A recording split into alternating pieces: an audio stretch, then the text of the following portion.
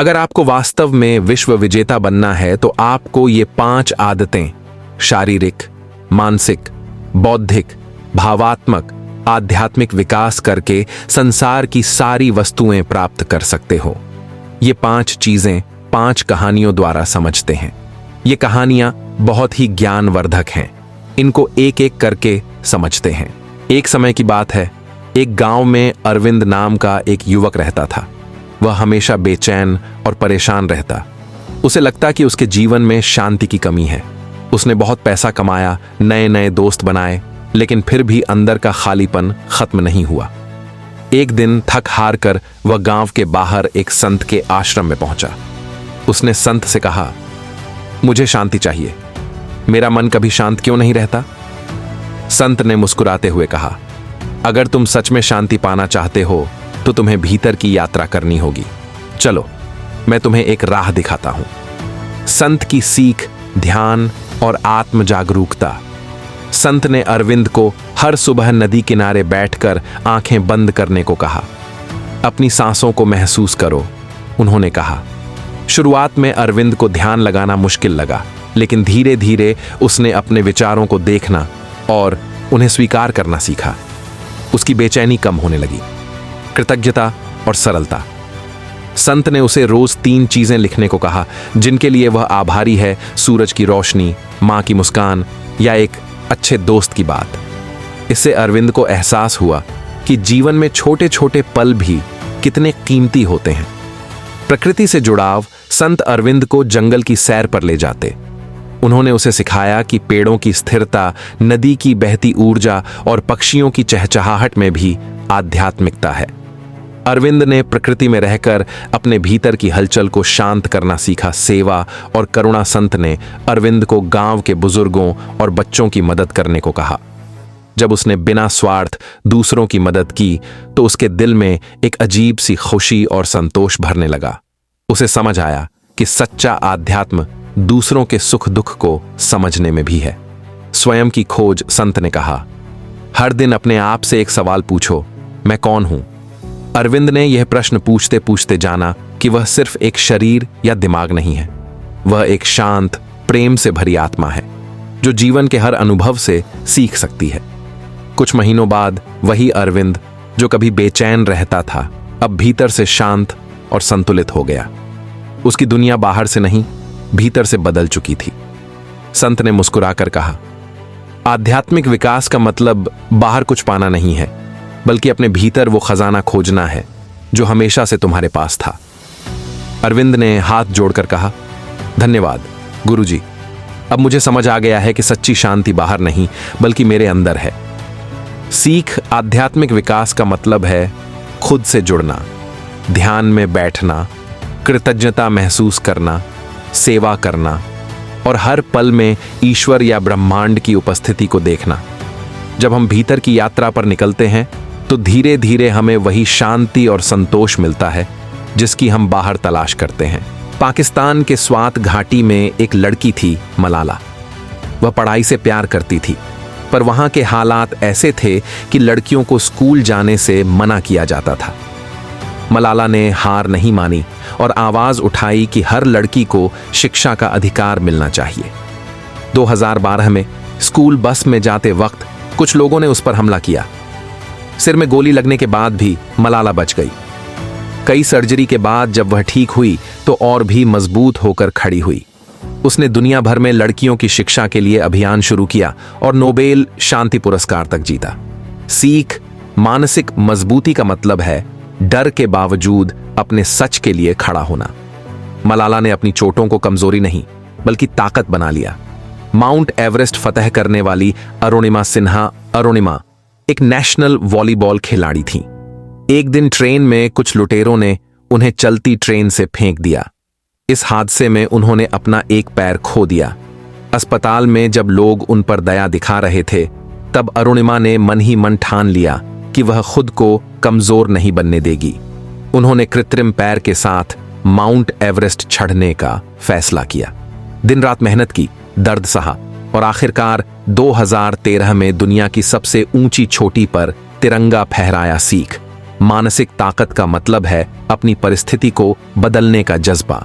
अरुणिमा ने साबित कर दिया कि शरीर भले टूट जाए, पर अगर दिमाग मजबूत हो तो इंसान हर ऊंचाई पर पहुंच सकता है। एक छोटे से गांव में आदित्य नाम का एक लड़का रहता था। उसे पढ़ाई में दिलचस्पी थी, लेकिन जब भी क्लास में कोई कठिन सवाल आता, वह डरकर चुप हो जाता। उसे लगता कि वह कभी होशियार नहीं बन पाएगा। एक दिन आदित्य की मुलाकात गांव के एक बुजुर्ग शिक्षक गुरुजी से हुई। आदित्य ने उनसे कहा, गुरुजी, मैं औरों की तरह तेज दिमाग वाला क्यों नहीं बन सकता? गुरुजी ने मुस्कुराकर कहा, बुद्धि कोई जन्म से नहीं मिलती, उसे हर दिन तराशना पड़ता है। अगर तुम चाहो तो तुम भी बौद्धिक रूप से मजबूत बन सकते हो। आदित्य ने उत्सुकता से पूछा, कैसे? गुरुजी के दिए हुए 5 मंत्र, निरंतर पढ़ाई और जिज्ञासा। गुरुजी ने आदित्य को हर दिन 30 मिनट किताब पढ़ने की सलाह दी, चाहे वह इतिहास हो, विज्ञान हो या किसी महान व्यक्ति की जीवनी। आदित्य ने धीरे धीरे पढ़ाई में रुचि लेना शुरू कर दिया। उसे समझ आया कि हर नई किताब एक नई दुनिया है। सवाल पूछने की आदत, गुरुजी ने कहा। अगर तुम्हें कोई बात समझ नहीं आती तो सवाल पूछो। सवाल ही तुम्हारे सोचने की ताकत को बढ़ाते हैं। आदित्य ने कभी न पूछने वाली आदत छोड़ दी और हर चीज को गहराई से समझने की कोशिश करने लगा। तर्क और विश्लेषण गुरुजी ने आदित्य को शतरंज खेलना सिखाया। इससे उसकी सोचने की क्षमता और समस्या सुलझाने की शक्ति बढ़ने लगी। वह छोटी छोटी चीजों का विश्लेषण करने लगा, जैसे पेड़ की पत्तियां क्यों गिरती हैं या आसमान नीला क्यों दिखता है। धैर्य और अनुशासन। बौद्धिक विकास एक दिन में नहीं होता। आदित्य को भी कई बार हार का सामना करना पड़ा, लेकिन गुरुजी ने उसे सिखाया कि हर असफलता एक सीख है। उसने हर हार से कुछ न कुछ सीखा और फिर से कोशिश की। सकारात्मक संगति और चर्चाएं। आदित्य ने अपनी दोस्ती उन बच्चों से बढ़ाई जो पढ़ाई में रुचि रखते थे। वे मिलकर किताबों पर चर्चा करते, एक दूसरे के विचारों को चुनौती देते और नए नजरिए से चीजों को समझने की कोशिश करते। सालों की मेहनत के बाद वही आदित्य, जिसे कभी खुद पर भरोसा नहीं था, अब गांव के सबसे तेज दिमाग वाले बच्चों में गिना जाने लगा। उसने प्रतियोगिता परीक्षा में टॉप किया और आगे चलकर एक वैज्ञानिक बना। गुरुजी ने गर्व से कहा, तुम्हारी असली ताकत तुम्हारी जिज्ञासा और मेहनत है। बौद्धिक विकास किसी चमत्कार से नहीं, बल्कि निरंतर अभ्यास से होता है। आदित्य ने मुस्कुराकर कहा, धन्यवाद गुरुजी। अब मुझे समझ आ गया है कि अगर दिमाग की कसरत रोज की जाए तो कोई भी इंसान अपनी सोच की सीमाओं को लांघ सकता है। सीख। बौद्धिक विकास का मतलब है हमेशा सीखने के लिए तैयार रहना, नई चीजों को खुलकर अपनाना, तर्क से सोचने की आदत डालना और कभी हार न मानना। एक छोटे से गांव में दिया नाम की लड़की रहती थी। वह पढ़ाई में अच्छी थी, पर छोटी छोटी बातों पर रो पड़ती थी। जब भी कोई दोस्त उसे कुछ कह देता या टीचर थोड़ा डांट देती, वह हफ्तों तक उदास रहती। उसे समझ नहीं आता था कि अपने भावनाओं पर कैसे काबू पाए। एक दिन उसकी दादी ने उसे एक मिट्टी का दिया दिया और कहा, इसे जलाकर रखो और हर दिन इसे देखो। दिया की लौ धीरे धीरे जलती थी, कभी हवा से हिलती लेकिन बुझती नहीं थी। दादी ने समझाया, देखो, दिया की लौ की तरह ही हमें अपनी भावनाओं को संतुलित करना चाहिए।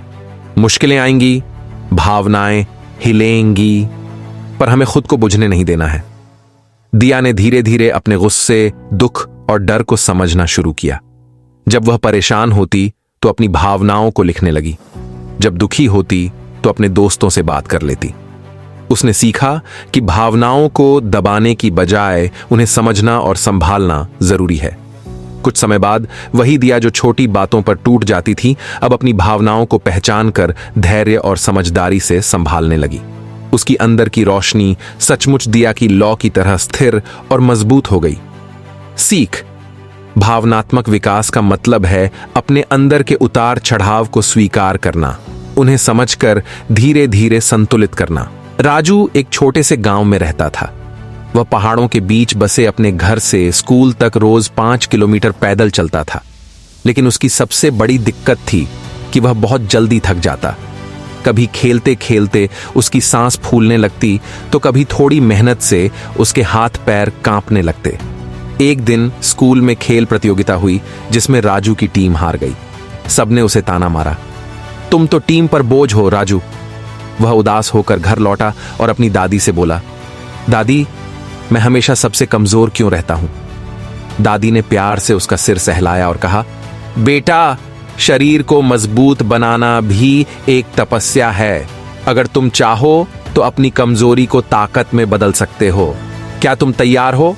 राजू ने आंखों में हौसला भरकर कहा, हां दादी, मैं मजबूत बनना चाहता हूं। दादी के दिए हुए सबक, नियमित व्यायाम। हर सुबह सूरज उगने से पहले दादी ने राजू को उठाया। वे गांव के पास की पहाड़ी पर चढ़ने लगे। शुरुआत में राजू को बहुत मुश्किल हुई, लेकिन धीरे धीरे उसकी सहन शक्ति बढ़ने लगी। दादी ने उसे हल्के फुल्के स्ट्रेचिंग, दौड़ और रस्सी कूदने के लिए प्रेरित किया। संतुलित आहार। दादी ने राजू की थाली में हरी सब्जियां, दालें, फल और दूध शामिल किए। उन्होंने उसे समझाया, अगर शरीर को सही पोषण मिलेगा तो वह मजबूत बनेगा। तंदुरुस्ती सिर्फ मेहनत से नहीं, सही खाने से भी आती है। पर्याप्त आराम। दादी ने सिखाया कि शरीर को मजबूत बनाने के लिए नींद भी जरूरी है। राजू ने देर रात जागना छोड़ दिया और हर रात 8 घंटे की गहरी नींद लेने लगा, जिससे उसकी ऊर्जा बढ़ने लगी। मानसिक दृढ़ता। जब कभी राजू थककर हार मानने लगता, दादी उसे याद दिलाती, शरीर वही करता है जो मन उससे करवाता है।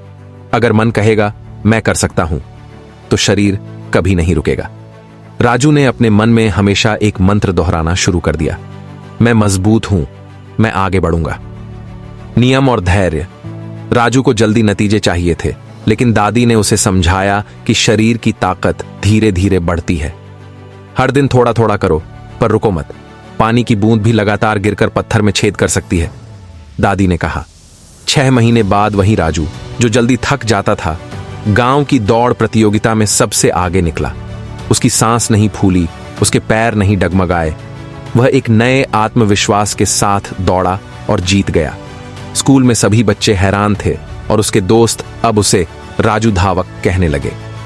राजू ने दादी को गले लगाकर कहा, आपने मुझे सिखाया कि ताकत सिर्फ मांसपेशियों में नहीं, बल्कि अनुशासन, मेहनत और हार न मानने की जिद में होती है। दादी ने हंसकर कहा, यही तो असली ताकत है बेटा, जब तुम्हारा शरीर और मन दोनों एक साथ खड़े हों। शारीरिक मजबूती की असली कुंजी क्या है?